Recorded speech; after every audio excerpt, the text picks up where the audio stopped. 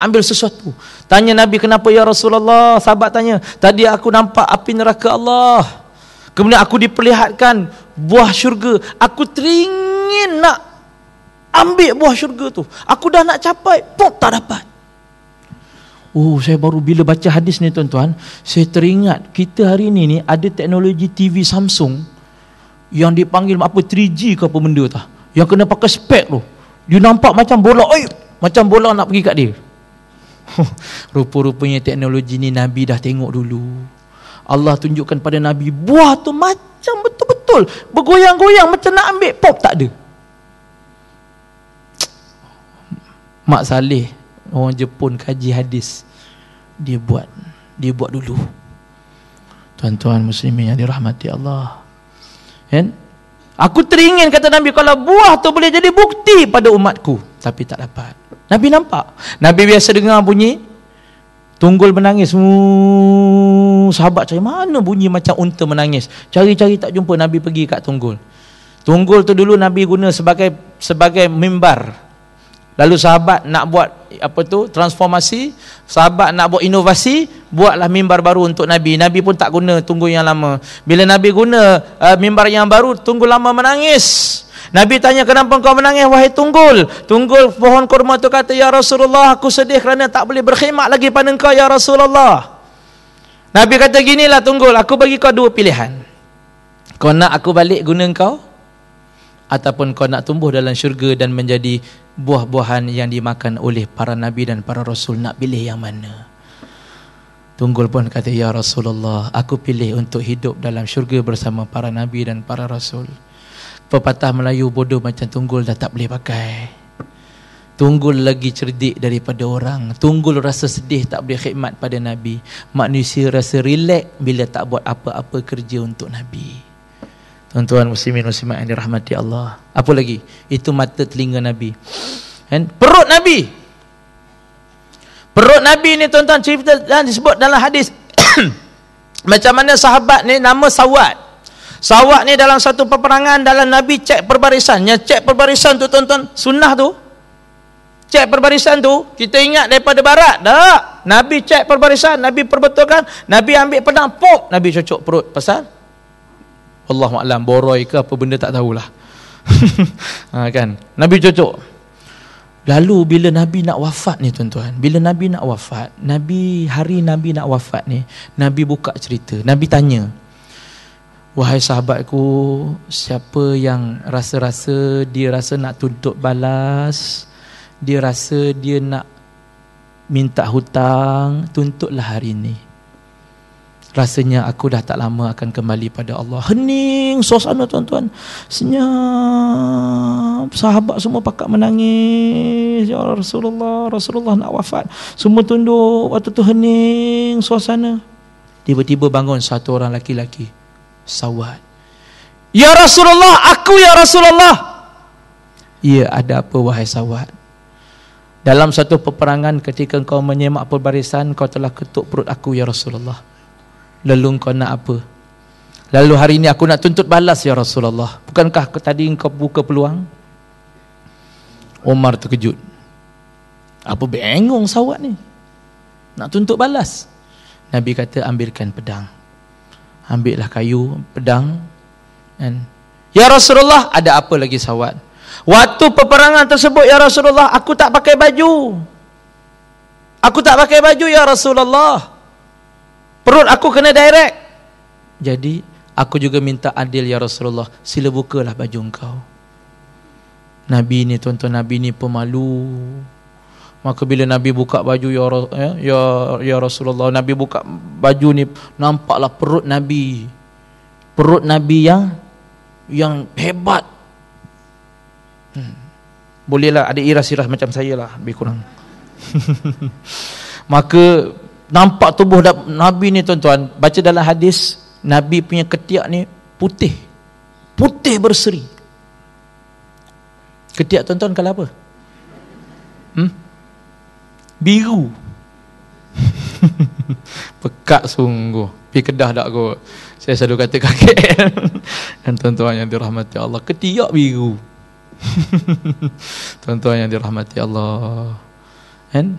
Wajah Nabi ni, sebelum saya cerita perut tadi, wajah Nabi ni, Aisyah, dalam hadis Aisyah, malam-malam lampu tak ada, tertiup lampu padam, jarum ni jatuh.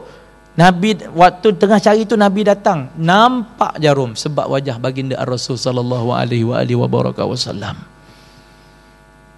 Jadi perut tadi tu, bila Nabi dah buka sawat tadi tu, dia ambil kayu tadi, apa dia buat? Dia buang jauh-jauh kayu tu, dia peluk Nabi, dia cium perut Nabi. Ya Rasulullah, aku minta ampun, minta maaf ya, aku cuma bukan apa ya Rasulullah, aku cuma teringin kulit badan aku yang hina bersentuhan dengan kulit badan kau yang mulia ya Rasulullah. Aku teringin wajah aku yang kotor hina ini bersentuhan dengan kulit badan kau yang mulia ya Rasulullah, kerana aku tak pasti adakah aku dapat bersama dengan kau di dalam syurga yang sama. Aku tak pasti adakah aku akan duduk dengan kau dengan syurga yang sama ya Rasulullah, kalau aku masuk syurga. Sawat. Nabi pun kata, Masya Allah, siapa nak tengok ahli syurga, tengoklah sawat ini, cinta benar dia pada aku. Free dapat ahli syurga, tuan-tuan. Free dapat jaminan ahli syurga, sebab tunjukkan kasih sayang, cinta pada Nabi. Tapi dalam cerita tu, tuan-tuan, bila sawat angkat muka dia, tuan-tuan, wajahnya jadi bercahaya berseri. Subhanallah, terang bercahaya sampai ke hari kewafatan dia. Puan-puan, lepas cium perut suami macam mana? Abang jerawat. Kan? Tambah tumbuh jerawat. Kan? Zulumat. Allahu Akbar. Ni perut baginda Ar-Rasul sallallahu alaihi wasallam. Tangan Nabi boleh mengeluarkan air. Ramai orang boleh dapat minum. Tentera-tentera Islam boleh minum. Ni tangan Rasulullah. Kalau Syabas nak buat, masalah pun tak ada halnya. Kesian tuan-tuan kawan-kawan kita. Saya duduk di Kuala Lumpur, kan ada satu kawasan tu, kawasan rumah kakak saya pun selalu datang rumah saya, dekat 2 minggu waktu tu. Allahu Akbar. Saya sembang dengan sahabat saya, kata, ya Allah, kalau inilah satu benda yang disengajakan, kalaulah ini satu benda yang disengajakan, Masya Allah, tak tahulah berapa berat dosa dia. Orang susah, tuan-tuan, anak-anak kecil kena angkat air daripada bawah, bawa naik flat-flat, tinggi naik atas, air berat-berat hari-hari, nak berak kencing, orang nak wuduk, orang nak istinja, orang nak mandi wajib. Kalaulah benda ni disengajakan, Masya Allah, tabarakallah, macam mana dosa dia nak jawab depan Tuhan. Tuan-tuan muslimin muslimat yang dikasihi sekalian, tangan Nabi. Kemudian apa lagi? Tangan. Kemudian nak cerita peluh Rasulullah. Peluh Nabi, tuan-tuan, diceritakan bagaimana Ummu Sulaim mak Anas bin Malik. Ummu Sulaim mak Anas bin Malik kumpul peluh Nabi, kumpul tadah. Nabi tengah qailullah, Nabi tengah tidur, tengah hari ni, tuan-tuan, bagus kita tidur, tak elok kita keluar rumah. Ada 4 waktu tak elok kita berada di tengah-tengah khalayak, kerana waktu tu jin sedang berleluasa. Bila? Pertama, selepas subuh, sebelum duha. Selepas subuh, selepas syuruk tu, sebelum duha, lebih kurang setengah jam. Elok duduk di rumah. Kalau kerja di pejabat. Yang kedua, waktu qailullah, sebab tu Nabi tidur waktu tengah hari. Yang ketiga, waktu selepas asar, sebelum maghrib, maknanya dekat-dekat senja tu, tak elok duduk di luar jalan-jalan tu, tak elok. Tapi kalau di sana tu, tuan-tuan, cukup minat orang pergi pasar malam, time bila? Oh, time senja tu lah, ya Allah, time tu lah tak menang tangan kalau orang berniaga. Nampak? Syaitan dia memang suka tempat-tempat khalayak yang tidak menyebut nama Allah dan tidak berselawat kepada Nabi. Gitu. Yang keempat, min syarri ghasiqin iza waqab, tengah malam. Tapi hari ini di Kuala Lumpur dia ada downtown, dia ada uptown. Dia dah terbalik, tuan-tuan, shopping tengah malam. Pukul 2 pagi bawa stroller anak, baby, pergi uptown, downtown. Waja'alna al-laila libasa waja'alna an-nahara ma'asha. Dia nak ubah. Allah jadikan malam tempat rehat, siang tempat kerja, dia nak ubah. Orang Melayu tak perasan, yang penuh orang Melayu. pada waktu tu tak elok patut duduk dalam rumah, melainkan orang yang ada keperluan. Okey, jadi satu hari Nabi SAW, saya nak cerita apa tadi? Allahu Akbar. Tangan peluh. Nabi tengah tidur qailullah, tengah hari, panas, bukan ada aircon, bukan macam rumah kita. Kan? Sahabat menangis bila tengok belakang Nabi berbirat-birat.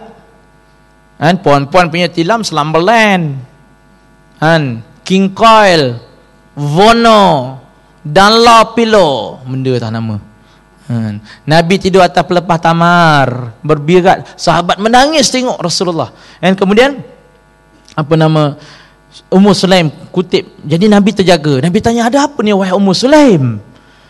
Dan Ummu Sulaim kata, ya Rasulullah, aku nak kumpulkan peluh engkau ni untuk dijadikan minyak wangi. Baunya macam kasturi, wangi sangat peluh Rasulullah. Kemudian darah Nabi. Darah Nabi ni darah Rasul, Ar-Rasul sallallahu alaihi wasallam. Dan darah Nabi ni satu hari Nabi bekam. Bekam ni sunnah Nabi, bagus sangat bekam ni tuan-tuan. Satu hari Nabi bekam, dan lepas Nabi bekam, Nabi pun minta Abdullah ibn Jubair minta tolong buang. Wahai Abdullah, tolonglah kamu simpan darah ini di tempat yang bagus. Buang maksudnya, jangan buang merata-rata. Abdullah pun bawa. Dia bawa, dia pun tengok kiri kanan. Orang tak ada, dia pun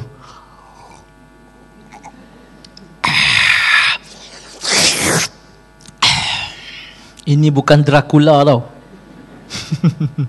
Abdullah ibn Jubair minum darah Nabi, darah bekam. Dia pun balik dengan penuh selamba-yang, dia pun balik. Lepas tu Nabi tanya, simpan kat mana wahai Abdullah? Apa jawab Abdullah? Saya simpan di tempat orang tak nampak ya Rasulullah. dia tipu tak? Tak. Aku simpan di tempat orang tak nampak. Apa jawab Rasulullah? Kau minum kan? Dalam kitab kata, Nabi tanya, adakah kau minum wahai Abdullah ibn Jubair? Kan? Allah, itu bahasa kitab. Nabi kan bergurau dengan para sahabat. Takkanlah semua, adakah kau minum wahai Abdullah ibn Jubair? Itu bahasa kitab. Saya nak jadikan benda tu macam perbualan Nabi. Kau minum kan Nabi acah dia. Maka dia pun tersipu-sipu, dia kata, ya Rasulullah, aku minum. Nabi tanya, kenapa kau minum? Ya Rasulullah, aku teringin darah aku bercampur dengan darah engkau yang mulia. Apa jawab Nabi? Nabi kata, wahai Abdullah, celakalah manusia terhadap engkau, dan kau tidak akan dikalahkan oleh sesiapa pun. Maknanya siapa lawan dia, orang tu akan kalah. Bergusti, orang tu akan kalah. Nampak? Kalau lawan Abdullah bin Jubair, lawan pilihan raya, lagi kalah. Dan yang terakhir Nabi kata, wahai Abdullah, engkau tidak akan disentuh oleh api neraka Allah selamanya, selagi engkau tidak bersumpah palsu. Nabi kata. Dan yang terakhir lah tuan-tuan, yang terakhir air kencing Nabi. Air kencing Nabi. Satu hari Nabi malam, Nabi buang air. Nabi buang air dalam bekas. Lalu Nabi pun letak bawah katil. Balik tu malam Nabi subuh lah gamaknya kot dalam tu, dia tak cerita lah. Bila Nabi nak kemas, tengok dah tak ada, kering. Bila kering, Nabi pun tanya pada Barakah. Barakah ni merupakan hamba kepada Ummu Habibah, datang daripada Syam. Dia digelar dengan Ummu Yusuf. Wahai Ummu Yusuf, nama Barakah, nama perempuan tu. Wahai Ummu Yusuf, kata Nabi, di manakah air dalam bekas ini? Maka jawab makcik tu, lah ya Rasulullah, aku dah minum, aku ingat TO.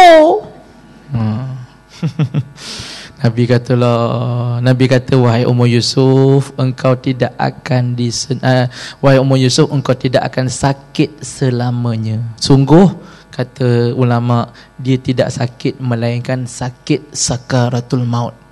Hanya sakit nazak. Selain daripada itu, Ummu Yusuf dia tidak sakit. Dan tak pernah ada apa-apa sakit. Kencing manis tak ada, gout tak ada, darah tinggi tak ada, apa pun sihat.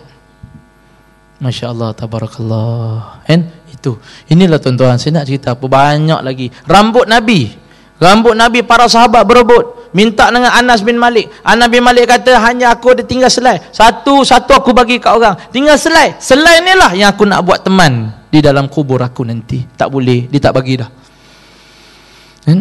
Gitu. Kata Imam Bukhari, kata Imam Sahih Bukhari, Imam Al-Bukhari, dalam satu kata-kata dia kata, kalau aku diberi pilihan untuk mendapat dunia dan segala isinya, ataupun nak dapat rambut Nabi, okey, kalau dia diberi choice, you nak pilih mana wahai Imam Bukhari? You nak dunia dan segala isinya, segala kemewahan dan kehebatan dunia, ataupun you nak rambut Nabi? Aku akan pilih untuk mengambil sehelai rambut Nabi. Ini orang kenal Nabi, tuan-tuan. Kalau kita diberi pilihan macam, tak payah dunia lah, kita diberi pilihan nak mana? Nak Volkswagen ke ataupun nak rambut Nabi? Nak ni Volkswagen apa? Golf GTI. Allah, makcik-makcik tak tahu kot. Volkswagen GTI ni makcik, ya Allah, kalau KL Kedah saya ingat 2 jam boleh sampai. Dia melekat tau, dia punya tayar tu melekat dekat jalur, zoom. Macam bola golf kan. Itu pun confuse, rambut Nabi ke golf GTI, ya Allah. Tapi Imam Bukhari dengan penuh confident, kalau aku diberi pilihan dunia dan segala isinya nak diberi pada aku, ataupun nak ambil rambut Rasulullah, aku pilih untuk mengambil rambut Rasulullah. Tuan-tuan muslimin muslimat yang dirahmati Allah. Sebab itu tuan-tuan, marilah sama-sama kita sempena Maulidur Rasul, sempena kita cuba mengenali lagi diri Nabi dengan baca kitab-kitab hadis, Riyadhus Salihin, Syama'il Muhammadiyah. Sahih Bukhari kena ada di rumah, tuan-tuan. Mesti ada. Kalau tak ada, kejap lagi singgah pekan Abu. Kalau tak ada pekan Abu, pergi singgah pekan Khamis, pekan Jumaat. Kan, cari kitab Sahih Bukhari. Biar adalah, baca belum tentu, confirm baca belum tentu, tapi biar ada dulu. Biar ada dulu Sahih Bukhari, Sahih Tirmizi, okey, Sahih Muslim, ya. Allahu Akbar, biar ada di rumah kita. Biar ada cerita tentang Nabi di rumah kita, ya. Biar kita ni jadi orang ejen penyambung kerja-kerja Nabi SAW. Yang terakhir saya nak sentuh sikit je, bagaimana Nabi di akhir kewafatan Nabi. Kita semua dah tahu Nabi meninggalkan 3 pesanan yang besar. Nabi menyatakan waktu tu Fatimah Zahra melihat lidah Nabi seolah-olah nak menyatakan sesuatu, lalu didekatkan telinganya ke mulut baginda Ar-Rasul, lalu kedengaranlah 3 perkara Nabi sebut, as-salah, as-salah, salat, jaga salat. Ya, tuan-tuan, hari ini kajian tak rasmi, 80% penjawat awam tak semayang. Kajian tak rasmi Datuk Dr. Fadilah Kamsah, 80% penyawat awam tak solat. Masya Allah, tabarakallah. Anak-anak kita bagaimana? Pergi sekolah, saya ceramah di sekolah-sekolah, tanya buat kajian, Allah, tak sampai 10 orang, tak sampai dewan ramai macam ni, tak sampai 11 orang. Tak sampai 11 orang. Saya pergi satu sekolah convent, satu sekolah yang anak-anak orang Islam hari-hari masuk, atas ada lambang salib. Kesian. Masya Allah, tabarakallah. Mana nak datang barakah belajar? Masya Allah. Sampai hari ini tak boleh selesai. Itu pun tak boleh selesai. Sekolah di gereja, kan? Masya Allah. Masuk, saya tanya anak-anak waktu tu, adik-adik, berapa ramai yang tak semayang? Satu dewan penuh duduk atas lantai ni. 9 orang bangun yang semayang. Saya tanya berapa ramai yang semayang lah. 9 orang. Tolong, siapa yang bohong, dia berdosa besar, dia takkan pass exam. Dengar exam tak apa, takutlah. 9 orang bangun, cikgu-cikgu duduk tepi, cikgu-cikgu, saya kata cuba tengok cikgu, tengok ini anak-anak murid kita, anak-anak kita ni cikgu. Yang di luar murid-murid bukan Islam menyanyi. Sungguh ni, Kita tengah ceramah maulud, di luar menyanyi, dia orang buat program. Dia orang ada mikrofon macam kita juga. Kita ceramah dia lawan, kita ceramah dia lawan, kita ceramah dia lawan. Subhanallah, tabarakallah. Saya kata ini anak-anak kita, adik-adik kita ni generasi. Nabi pesan as-salah, as-salah, as-salah, salat. Macam Nabi tahu akhir zaman umatnya salat ni berat. Arab Mesir berapa ramai tak semayang? Arab Mesir berapa ramai tak semayang? Tuan-tuan. Yang kedua Nabi kata an-nisa ittaqun nisa. Perempuan, jagalah, lindungilah kaum perempuan. Ada anak perempuan jaga, ada isteri jaga, ada kakak jaga, ada mak jaga. Orang perempuan kena jaga, tuan-tuan. Ada menantu perempuan jaga. Bagi nasihat hari ini, di antara ejen perosak di luar sana, majalah-majalah perempuan, surat khabar perempuan, artis perempuan, hiburan perempuan, iklan perempuan, semua perempuan. Dan kalau orang semua peganglah pesanan Nabi itu, an-nisa ittaqun nisa, jagalah perempuan, jagalah perempuan, jagalah perempuan. Akhir sekali Nabi kata ummati, ummati, ummati, umatku, umatku, umatku. Sayang sungguh Nabi pada kita. Kan adakah sanggup kan? Lau kana bainana. Kan ada kan? Andai kata Rasulullah bersama dengan kita. Katalah contoh, bayangkan, bayang, semua bayang. Bayanglah balik saat lagi tiba-tiba Nabi datang, Nabi Rasul ni nak datang rumah kita. Macam, alamak ya Rasulullah, nanti dulu ya Rasulullah, nanti dulu ya, sekejap. Nak kemas dulu VCD kat depan rumah. Nak kemas dulu majalah-majalah yang tak senonoh, nona, wanita hari ini, apa benda tu, surat khabar, panca indera, apa semua nak kemas balik. Lepas tu fikir pula, alamak, nak pakai tudung yang mana ni? Makcik semua tudung pendek-pendek, tudung bawal, tudung ikan tenggiri, ya Allah. Anak perempuan pula, ya Allah, pakai seluar pendek, ya Allah, macam mana nak buat ni? Ya Allah, tabarakallah, macam mana nak buat ni? Rasulullah kat depan rumah dah tu. Laukana bainana. Adakah kita bersedia? Nabi nak datang, kita nak bersama dengan Nabi. Adakah kita bersedia dalam keadaan kita ingat dan lakukan apa yang ditinggalkan? Taraktu fikum amran in tamassakum bihima lan tadillu bihi abada. Al-Quran wa sunnati. Kan? Aku tinggalkan untuk kamu kan? Semua Al-Quran dan juga sunnahku. Kalau kamu pegang, lan tadillu bihi abada, kamu tak akan sesat selama-lamanya. Dan yang ketiga, Nabi tinggalkan al-ulama warasatul anbiya. Nabi tinggalkan ulama, tutup guru, kan, tuan-tuan guru kita, alim ulama kita, itulah orang yang bakal orang yang menjadi panduan kepada kehidupan kita. Rasa cukup sekadar dulu. Itu dulu. Dan tuan-tuan puan-puan yang dirahmati Allah, saya ucap terima kasih kepada Cikgu Soekarno, Abang Mi dan juga pihak jawatankuasa yang sudi menjemput saya sebagai bidang terjunlah kita kata pada pagi ini. Dan ada peluang lah saya nak buka kepada tuan-tuan dan puan-puan. Kebetulan siapa yang nak masuk satu program untuk jadi jutawan, tapi bukan jutawan dunia, jutawan akhirat, iaitu program kita buat program wakaf ataupun hadiahkan Quran kepada pelajar tahfiz. Selalu orang wakaf Quran kepada masjid, kepada surau, kepada Masjidil Haram, Masjid Nabawi. Tapi kali ini kita wakaf Quran khusus kepada individu tahfiz. Kita kerjasama dengan Perkemat, Persatuan Kebajikan Mahat Tahfiz di Kuala Lumpur, di Selangor.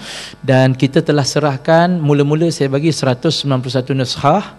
Yang kedua, malam 2 hari lepas dia orang wakil, dia orang datang ambil 240 naskah. Saya tanya macam mana yang 191 naskah tu? Masya Allah, dia kata, Ustaz, budak yang dapat tu seronoknya, cantik. Quran yang kita bagi ni tuan-tuan, Quran cantik. Kita tak bagi Quran yang biasa-biasa, macam diary, macam organizer. Di dalamnya ada Quran dan ada terjemahan. Sebab pelajar tahfiz, dia akan hafal, dia perlukan terjemahan sebab mudah, untuk memudahkan dia ingat. Dan dia pun simple, kecil tak kecil, besar tak besar, macam iPad pun ada. Okey, jadi saya tanya macam mana yang dia kata semua budak yang dapat. Setakat ni ustaz kalau pergi ke masjid kami, ni saya ulang budak tu cakap, ustaz kalau pergi masjid, ustaz tengok semua pakai. Allah, seronoknya orang yang dah bagi tu, orang yang dah pernah bagi, yang dah sebelum ni yang dah wakaf tu, pahala dia dah berjalan dah tuan-tuan. Kan? Bagi pada ahli Quran, ahlul Quranu wa huwa ahlullah. Ahli Quran ni adalah ahli Allah. Pagi, petang, siang, malam dia baca Quran. Tuan-tuan tengah tidur, dapat pahala. Tuan-tuan tengah makan, dapat pahala. Tuan-tuan tengah tengok juara laku pun, dapat pahala juga. Rupa-rupanya budak tahfiz baca Quran. Tapi ingat, jangan lepas ni kira harap pahala orang je. Dah tak baca dah makcik, dah ada orang tolong baca. Jangan gitu. Jadi kita sedia pula satu stiker, tapi saya ingat tak cukup kot. Cikgu Soekarno tak beritahu. Kalau tak cukup, saya minta ginilah. Pasal malam ni saya ada program dekat Masjid Sultanah. Jadi saya kena bagi juga kat dia orang sikit kot. Jadi maknanya kalau tak cukup, kalau ibu-ibu, tuan-tuan, puan-puan tak kisah, ibu-ibu dan tuan-tuan, puan-puan siqah pada saya, tulis atas kertas. Kita sediakan kertas, tulis nama yang tuan-tuan nak wakaf atas nama siapa. Tuan-tuan jangan bimbang lah. Ada orang dia kata biarlah hamba Allah lah. Kalau tuan-tuan letak nama tuan-tuan sama budak-budak ni bukan kenal. Kan? Kita nak letak sebab apa? Sebab saya ada cakap dalam stiker yang kita tempah khas ni, kita kata adab sebelum membaca dan menghafaz Quran agar diperkuatkan ingatan dan tidak mudah lupa. Yang pertama, hadiahkan Fatihah buat junjungan besar Nabi Muhammad sallallahu alaihi wasallam, ahli keluarga dan para sahabatnya. Yang kedua, kita minta budak tu hadiahkan Fatihah buat ayahanda dan bonda dia. Yang ketiga, hadiahkan Fatihah buat guru tasmi' dan guru-guru dia. Dan yang keempat, hadiahkan Fatihah untuk penghadiah dan pewakaf. Kita minta dia hadiahkan pula Fatihah. Kalau boleh tiap-tiap kali dia nak hafal Quran, sebelum dia start, hadiahkan dulu pada orang yang bagi Quran pada dia, nama-nama orang tu. Sebab tu saya kata jangan miss letak nama tuan-tuan puan-puan. Jangan ini dia letak nama orang lainnya, nama dia tak letak. Kononnya ikhlas, betul lah ikhlas. Memang dia dapat pahala dah. Tapi kalau boleh kita nak up sikit, nak didoakan. Hadiahkan Fatihah. Fatihah ni di ummul Quran. Semua doa ada dalam Fatihah. Minta didoakan kepada nama-nama kita dan nama-nama arwah. Jadi saya minta kita akan hantar Quran ni seluruh Malaysia. Okey, gitu. Jadi siapa yang berminat, tuan-tuan boleh, kalau ada kertas sendiri lagi bagus, tapi tolong nyatakan dalam kertas tu berapa naskah. Dengar elok-elok ya, tolong. Berapa naskah yang tuan-tuan puan-puan nak bagi? Satu naskah ke, dua naskah ke, tulis betul-betul, jelas-jelas. Jangan tulis satu macam 7. Tulis ataupun tulis dalam kurungan SATU, 7 dalam kurungan TUJUH. Sebab saya akan ikut apa yang tuan-tuan tulis. Saya tak kira sangat duit tuan-tuan bagi. Saya minta tolong. Mana kalau tuan-tuan kata 7 lah. Kalau tuan-tuan nak nanya aku, nanyalah aku. Tuan-tuan tulis berapa naskah dan nama tu. Nama tu biar jelas. Kami akan salin balik. Salin balik tuan-tuan dalam stiker ni. Pasal stiker saya tak cukup, confirm tak cukup. Kalau semua bagilah, kalau 5 orang bagi memanglah cukup. Jadi tulis atas nama kertas, berapa nak bagi berserta dengan duit, pergi kat kereta saya. Siapa nak tengok contoh pun boleh pergi kat kereta saya. Okey, itu yang pertama. Yang kedua, saya ada bawa 3 benda yang bagi saya manfaat sangat pada tuan-tuan puan-puan lah.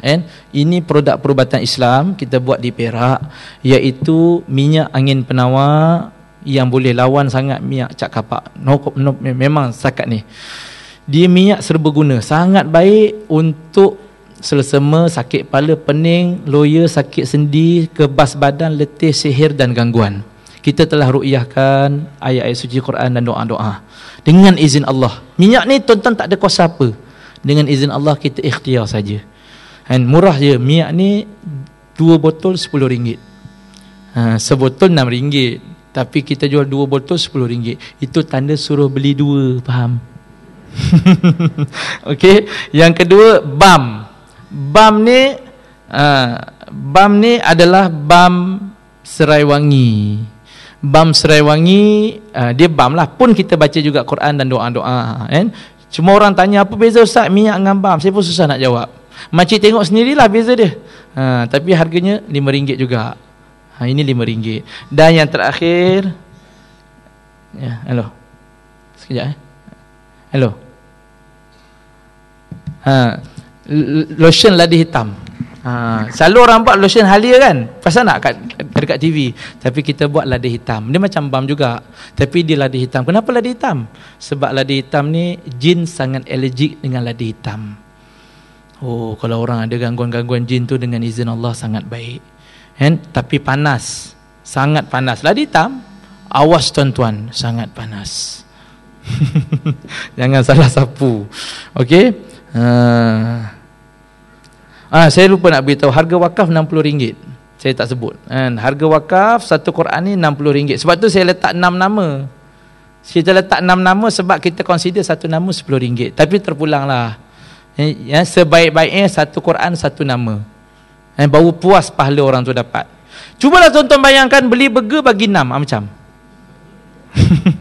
Okey, jadi siapa berminat nak wakaf ataupun nak lotion lada hitam, harganya RM10. Kemudian minyak angin RM6, dua RM10, balm RM5. Kemudian di kereta tu ada satu cuka kurma, tinggal 6 botol je. Cuka kurma. Cuka kurma ni tak kisahlah tuan-tuan beli mana-mana, tapi bagus campur madu. Jangan makan kurma saja, cuma kurma saja. Cuka kurma saja. Tak elok. Melainkan perut dia perut orang Arab. Perut Iran tak ada masalah. Bagus campur dengan madu supaya jangan tajam sangat. Okey, ada 6 botol cuka kurma. Satu botol RM25 daripada Iran kita ambil. Daripada, pasal Iran ni bukan apa. Walaupun kita tak berapa setuju dengan Syiah betul, tapi dia punya kurma tu, dia punya pembikinan cuka kurma tu setakat ni yang saya perhatikan antara yang terbaik daripada yang lain-lain. Okey. Oh, hasiat cuka kurma ni. Nabi SAW, Nabi kata sebaik-baik hidangan itu adalah khal. Satu. Kemudian Nabi kata jangan putus khal di rumah-rumah kamu. Yang ketiga Nabi kata adalah hadis, mafhumnya khal makanan Nabi-Nabi dan Rasul-Rasul sebelum aku. Kalau di Johor tu ada kopi sultan no. Kalau di Johor tu ada kopi sultan, maknanya kopi hebat lah sultan minum kan. Yang ni Nabi-Nabi dan Rasul-Rasul. Khasiat dia setakat ni banyak yang nyatakan masalah darah tinggi, kencing manis, gout nombor 1. Sebab itu tuan-tuan tengok orang Arab dia boleh makan kambing kan, tak ada masalah sebab dia lepas makan dia ada dia punya penawarnya. Jadi cuka kurma. Tapi saya nasihatkan makan cuka kurma ni satu sudu pagi, satu sudu malam. Jangan minum macam tu saja. Minum dengan madu. Tapi dah tak banyak, tinggal 6 botol. Saya bawa daripada Kuala Lumpur, kereta pun tak muat. Apa yang ada je lah. Tapi yang minyak ni banyak. Minyak, balm, lotion, lada hitam dengan Quran wakaf ni saya minta jasa baik lah. Yang ni kita salin semua. Nanti saya akan salin. Kita akan salin balik. Tulis